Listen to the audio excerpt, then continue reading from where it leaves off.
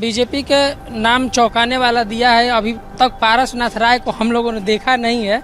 BJP हमेशा से चौंकाने वाला काम करती है, आज ऐसा गाजीपुर में भी देखने को मिला है। पारसनाथ राय जो कि एक संघ के पुराने नेता माने जाते, बहुत ज़्यादा बीजेपी में इनका योगदान तो नहीं कहा जा सकता, क्योंकि अभी तक फिलहाल इनका नाम चर्चा में भी नहीं था। और सबसे बड़ी बात यह कि मनोज सिन्हा के बेहद ही खासम खास ये माने जाते हैं। आखिरकार भारतीय जनता पार्टी ने लंबे इंतजार के बाद गाजीपुर लोकसभा से अपना प्रत्याशी घोषित कर दिया है।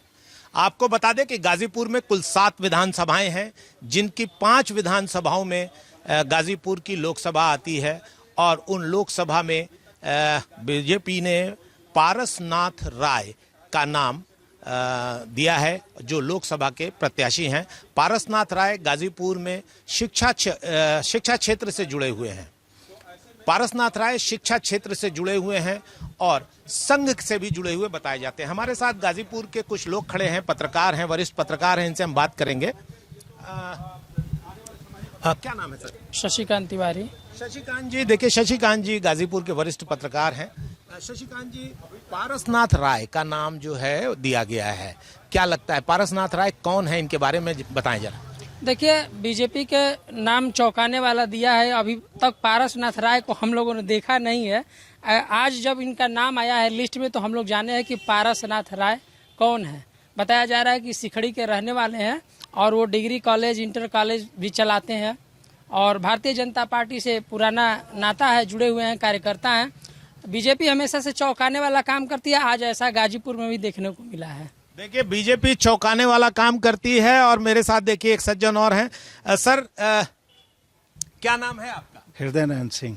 हृदय नारायण जी, गाजीपुर में जो भाजपा ने नाम दिया है प्रत्याशी के रूप में पारसनाथ राय, उनको आप जानते हैं, पहचानते हैं? अच्छी तरह से, बहुत नेक इंसान, अच्छे इंसान, हर तरह से सबके सुनने वाले। पारसनाथ राय के बारे में जरा हमारे दर्शकों को बताएं कि क्या करते हैं पारसनाथ राय। समाज सेविक हैं, कॉलेज भी है और हर संघ से भी जुड़े हुए हैं। पुराने संघ के कार्यकर्ता हैं, भारतीय जनता पार्टी से जुड़े हुए हैं। और जैसा कि हृदय जी बता रहे हैं कि पारसनाथ राय जो है एक सामाजिक वर्कर हैं। जैसा मैं जान पा रहा हूं कि वो जखनिया विधानसभा में मनिहारी ब्लॉक में जो सिखड़ी गांव है, जी जी, सिखड़ी के रहने वाले हैं, सिखड़ी गांव के रहने वाले हैं। और इनका जो है मदन मोहन मालवीय इंटर कॉलेज है। क्या नाम है विद्यालय? Madan Mohan Malviya inter college. अच्छा, इनके और भी कॉलेज हैं? हाँ, डिग्री कॉलेज है जी, वहीं पर बगल में। जी जी। तो देखिए, पारसनाथ राय के बारे में जो जानकारी आ रही है वो ये आ रही है कि पारसनाथ राय सामाजिक व्यक्ति हैं, भारतीय जनता पार्टी से जुड़े हुए हैं और संघ से भी जुड़े हुए हैं। मेरे साथ एक सज्जन और हैं। क्या नाम है सर आपका? सुनील सिंह। देखिए, सुनील जी हैं, जनपद के वरिष्ठ पत्रकार हैं।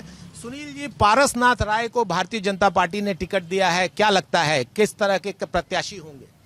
देखिए, कहीं ना कहीं बीजेपी हमेशा से ही चौंकाने वाला नाम देती रही है और इस बार फिर से गाजीपुर में उसने चौंकाने वाला प्रत्याशी उतारा है। पारसनाथ राय जो कि एक संघ के पुराने नेता माने जाते, बहुत ज़्यादा बीजेपी में इनका योगदान तो नहीं कहा जा सकता, क्योंकि अभी तक फिलहाल इनका नाम चर्चा में भी नहीं था, दूर तक नहीं चर्चा में था। सिखड़ी विद्यालय जो जखनिया में पड़ता है, मदन मोहन मालवीय इंटर कॉलेज, उसके ये प्रबंधक हैं और भी तमाम इनके विद्यालय हैं। और सबसे बड़ी बात यह कि मनोज सिन्हा के बेहद ही खासम खास ये माने जाते हैं। जब भी प्रोग्राम साल में एक बार पड़ता है तो सिन्हा जी इनके विद्यालय पर अवश्य जाते हैं। तो कहीं ना कहीं एक भुनिहार जो जैसा कि आप जानते हैं, बलिया से नीरज शेखर को और यहाँ से राय को उतारने का सीधा बीजेपी का मोटिव है कि यहाँ से भुनियारों का जो एक वोट बैंक है उसमें सेंधमारी किया जाए और संतुलन बनाया जाए। गाजीपुर लोकसभा में तो बहुत राय बिरादरी या भूमियार बिरादरी के वोट हैं नहीं, जो भी वोट बैंक हैं वो बलिया में, मोहम्मदाबाद विधानसभा चूंकि बलिया में है, तो जो भी बलिया में लोकसभा में, क्या वहां के वोटरों को साधने के लिए?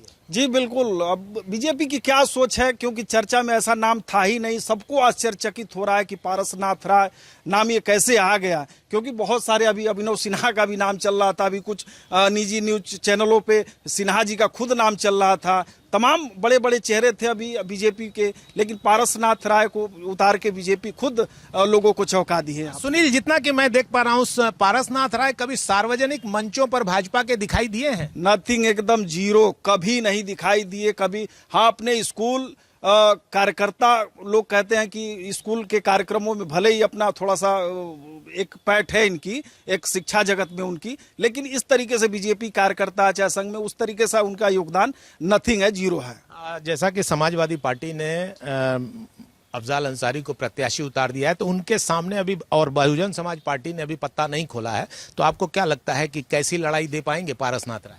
पारसनाथ राय लड़ाई हमको तो नहीं लग रहा है, क्योंकि अब सीधा बीजेपी ने यहाँ थाली में सजा के जीत दे दी अफजाल अंसारी को, क्योंकि पुराने खिलाड़ी रहे हैं राजनीति के अफजाल अंसारी, और अब तो मुकाबला बेहद ही दिलचस्प होगा, क्योंकि हमको नहीं लगता है कि अब पारसनाथ राय बहुत टक्कर दे पाएंगे इसमें।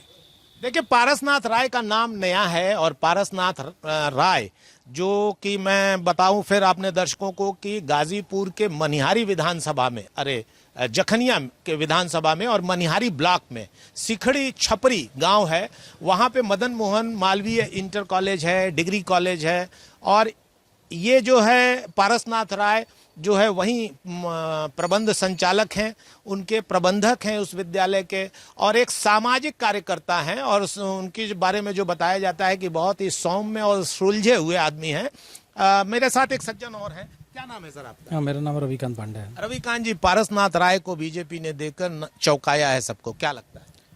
हमें नहीं लग रहा है कि कोई ऐसा कैंडिडेट दिया गया है जो अफजाल अंसारी के खिलाफ यहाँ से चुनाव लड़ सके, क्योंकि हम सभी पत्रकार ही अभी उनको अब तक नहीं जान पाए थे कि पारस राय यहाँ है कौन। जब आज उनका भाजपा ने जब उनका टिकट क्लियर किया, तो हम लोगों ने अपने सूत्रों से पता लगाना शुरू किया कि आखिर ये पारसनाथ राय है जी कौन।